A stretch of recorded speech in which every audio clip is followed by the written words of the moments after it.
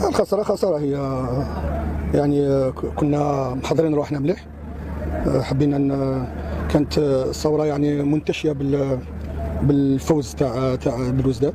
حبينا ندخلوا لهم الشك، حبينا يعني نبداو البدايه تكون قويه. لونطام دي ماتش حبينا نديروها قويه، ما درناش، درنا العكس، مدينا كادو الهدف كادو. راهو من بعد الشوط الثاني خذينا الماتش دينا، لكن سيتي تروطار. انا كان على بالي بلي تروطار، قلت لهم الاولاد، قلت لهم اذا سجلوا لنا 9 بالمأموريه، وكما ذلك صعبت يعني. رغم كانت درنا تغييرات ولينا ب 4-4-2، ومن بعد كملنا ب 3-4-2، ومن بعد درنا اللي لازم نديروه. اليوم ما بغاتناش الكره، واش تحب، خسرناه. مبروك الفريق تاع الثوره. كنت ترى انه ربما ضربه جزاء كانت نقطه تحول المباراه؟ والله هي داخله في كره القدم، هي داخله في كره القدم. حتى ضربه جزاء ماشي ولا شيء، ضربه جزاء راهو جول، راهو هدف. خرجت راحت ضربه الجزاء، دخل الشك في الفريق.